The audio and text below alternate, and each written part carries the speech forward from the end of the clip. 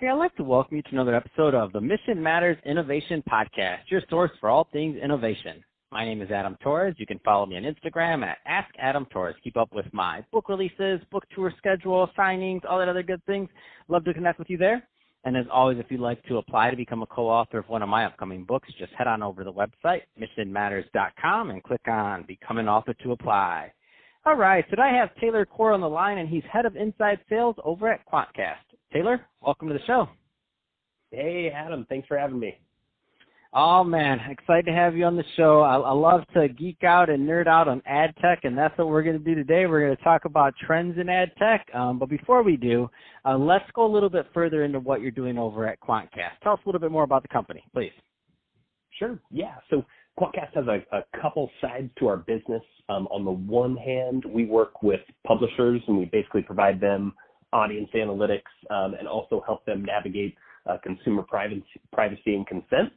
And then the other half of the business where I work, we work directly with advertisers and ad agencies, basically arming them with advertising technology to ultimately help them go sell more stuff.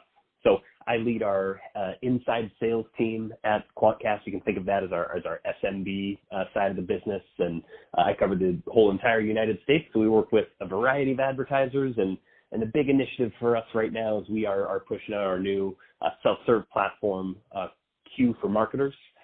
Been a big demand in the industry for self-serve and more of that direct advertiser control. So that's been a big initiative for us, moving to general availability with that platform July 1st. Man, first off, congrats on that. I love when this happens because I feel like for us small business owners, you know what I mean? Like myself, we're a small media company. There's only 11 of us. We want access to the tools too, Taylor, and we understand that, the big guys typically get it. But, over time with efficiencies and having that self-serve model and other people, I think it's great just for the overall industry. I think it expands it, and pretty common for enterprise to start out with enterprises to validate and to develop the software and to create the model and then to be able to get it to the masses. So congrats on that. Yeah, thanks. It's I think AdTech in general is heading in that direction. Let's let's transition a bit. Let's go a little bit further into trends that you're seeing in AdTech. What excites you right now? Because I know you're living this day in and day out. Yeah, definitely.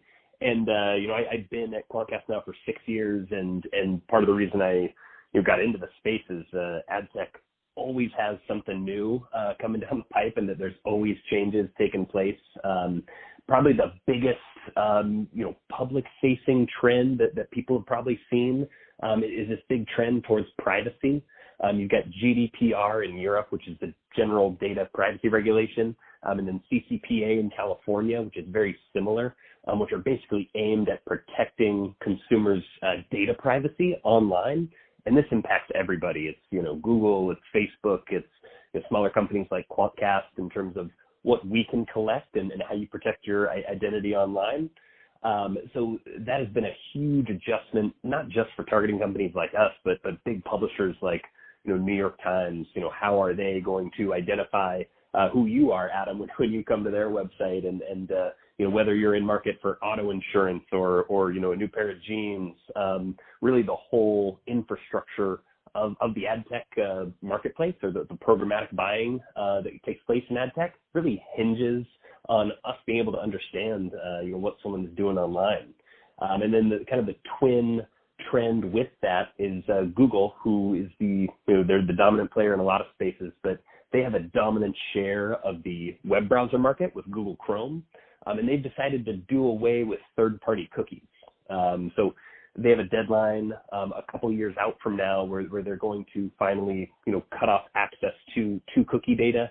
And so that is something that's looming for the entire industry, because that's really how we identify who to go out and target, and that's how advertisers validate how effective their marketing is. So, I don't know if I'd call that exciting, but it is, a monumental change. It's really going to upend how a lot of companies approach the market right now. So everyone's kind of scrambling to figure out how they're going to adjust to this. Yeah, it's really tricky. The whole cookies thing, there's a lot of big companies that have built big businesses, and it's kind of, it's such a shame to me, because part of me is like, it's such this double-edged sword, because at one point this data is being used so that you can buy ads, right? Like pay-per-click and other things like that. So you put a lot of money into Google's pocket. at one point in doing this, and it's probably part of the way you built that company, or some people built their companies at one point, right?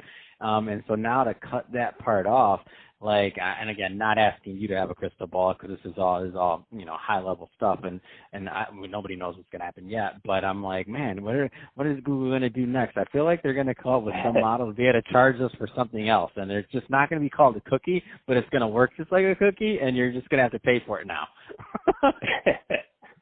The funny thing is, Google doesn't even really know what they're doing yet. They're setting up workshops, and they're trying to figure this out with publishers, with other advertising technology companies. And so it's going to be a big project. The IAB, the Interactive Advertising Bureau, is one of the industry bodies in AdTech that has this project ReARC. So anyone could Google Project ReARC if they're maybe trying to figure out what the future looks like. But a lot of it will probably hinge around privacy and consent. That's why I kind of, think about these trends as interrelated. For example, New York Times, you go to their website, because of these privacy regulations, you have to say, hey, yeah, I accept cookie tracking. And if you've got a login for New York Times, they understand, hey, this is Adam Torres. We know who this person is. Maybe trending towards a larger identifier like that, where publishers get together and they say, okay, well, we have Adam Torres' information over here, and he's also, logged into this news source, maybe a ESPN or another large publisher, and starting to create kind of a network effect like that. And then maybe a limited amount of data that you volunteer kind of about yourself, because, advertisers still have to reach the right people. We want to hear about new products. So it's about creating a really, effective ecosystem for consumers, so that, you are seeing the right product and you're not bombarded by terrible ads. And for publishers, so they can actually make money. I think there's this big myth that content on the internet is completely free. It's really ad funded. So we still need those ads to get, independent news sources and get that content to our homes. Yeah, it's just like TV. It's like, because you turn on your TV, if you have regular TV, you're watching a commercial. Like, somebody's paying to put that TV on. It's not like, if you have cable, obviously you're paying, or satellite, anything like that. But it's not free. I tell people that. The radio, you might turn it on and it works, but it's not free. Somebody's putting that commercial on there and paying for it. Like, it's not free, just to be clear. So I want to go a little bit further into, with the time we have left, I want to go a little bit further into the self-serve platform. So I know we touched on the beginning of the show, but a lot of business owners, entrepreneurs, executives listening to this right now, and they're looking for solutions. So let's go a little bit further into kind of the nuts and bolts of the platform, what it looks like, functionality. Give us a little bit more of that, please. Yeah, of course. Yeah. So, what's interesting is Google and Facebook, these really large companies, obviously, that really dominate the ad tech space. They've had self-serve for a while, and they've set it up so that, if you started, say, a small shoe brand, you could log on to Google tomorrow or Facebook, set up a small campaign, have it up and running with your credit card in a few hours. And so that has created a lot of access, like you were mentioning earlier, for these smaller advertisers to compete with some of these big companies.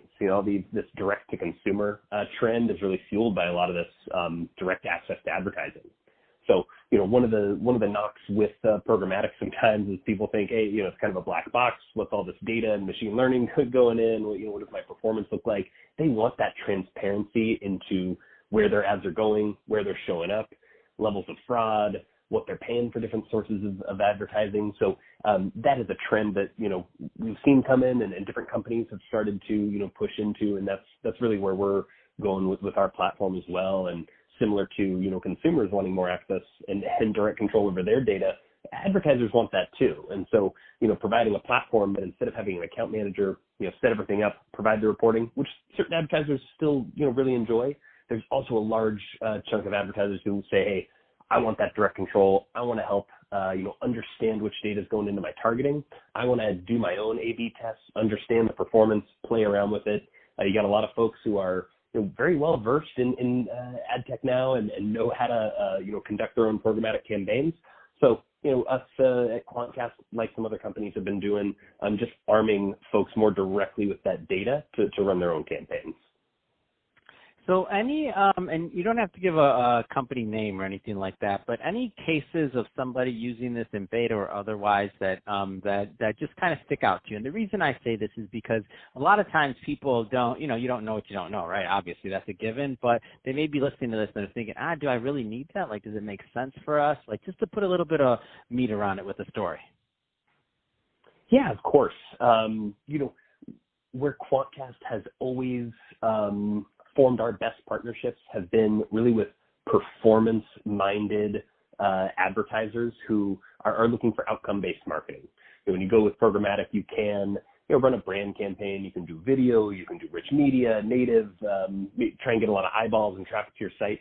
But really companies that are really highly performance-focused have always done well with Quantcast platforms. So a couple of our early partnerships have been with these direct-to-consumer brands that we were mentioning. So, a mattress brand and another apparel retailer, which kind of dominate the direct-to-consumer space right now, have seen really phenomenal returns by being able to test and iterate really quickly. One of the things self-serve gives you is the chance to run campaigns, test them out, tweak the ads that you're running, tweak the audiences that you're going after.